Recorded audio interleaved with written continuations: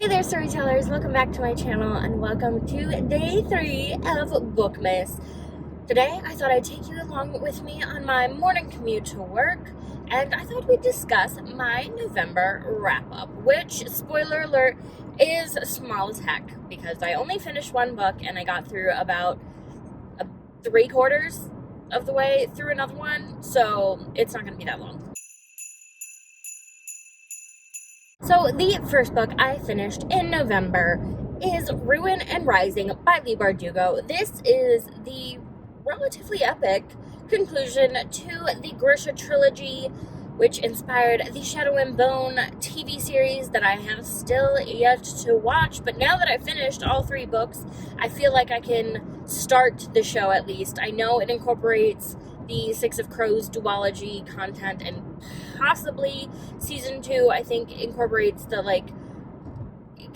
King of Scars, Rule of Wolves, the Nikolai duology stuff as well. So I'm still technically behind on the content that inspired the show, but I feel like I have a good base of the sort of lore and what's going on in that world at this time that these characters are all interacting with one another, that I can start watching the show and hopefully I'll be able to enjoy it. I would really love that. I'm pretty confident because Ben Barnes is fantastic. I love him. So I'm so looking forward to him as the Darkling. Without giving too much away, I'm going to say that I enjoyed this book way more than I expected to. I actually gave it a 5 out of 5 stars, and I think I gave Shadow and Bone maybe a generous 4, and I think I gave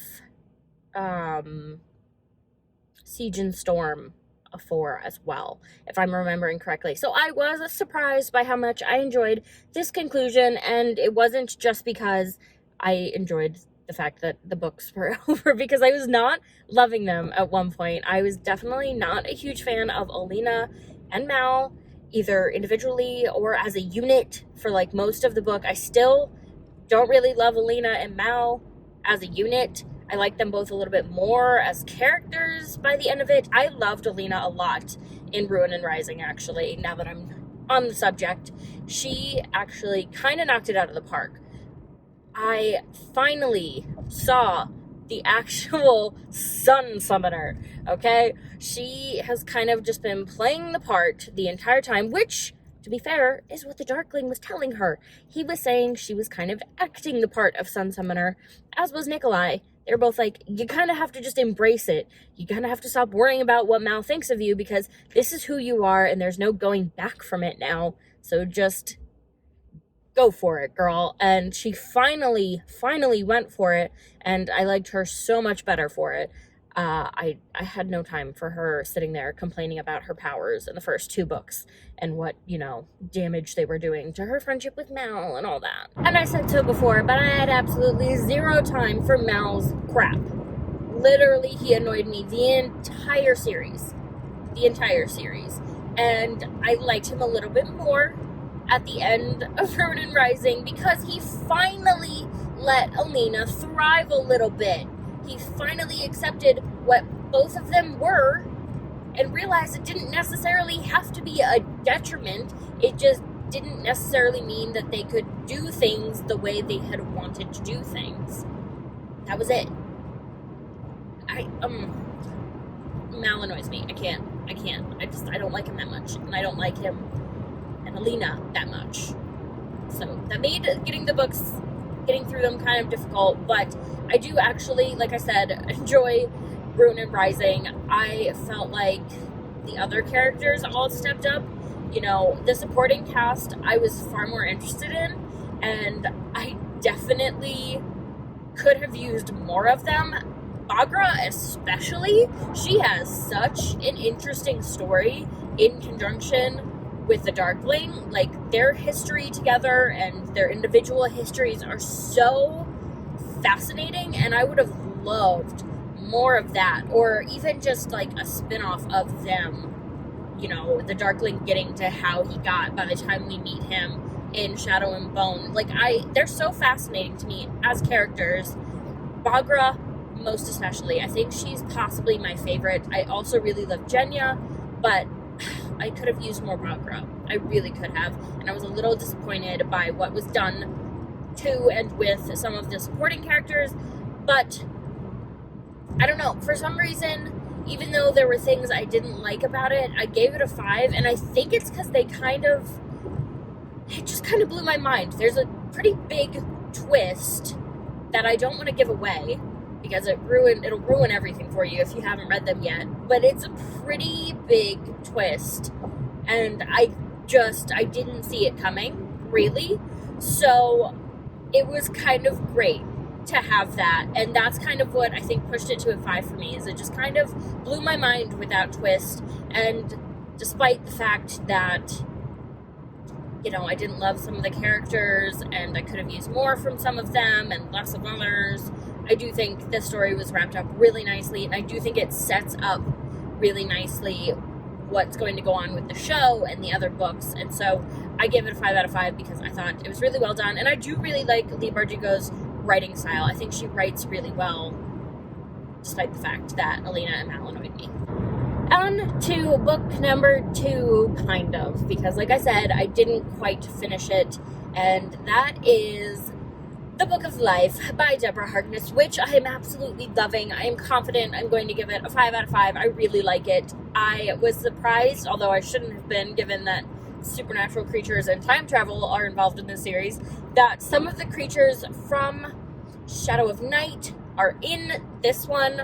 I don't know why. I think because they were different time periods, I didn't expect to see any of them, but some of my faves are back, and I'm very excited for it, because I really do. I've come to appreciate Shadow of Night more now that I've had a little bit of distance from it, but I do really appreciate this story in the modern setting. I just think that the characters are a little bit less antiquated than they are in the Victorian century, which is understandable because it's modern times and not Victorian London. But I do really, really enjoy them, and I don't want it to end. I think that's why I'm delaying. I don't have that much left of the audiobook, but I also don't want it to end.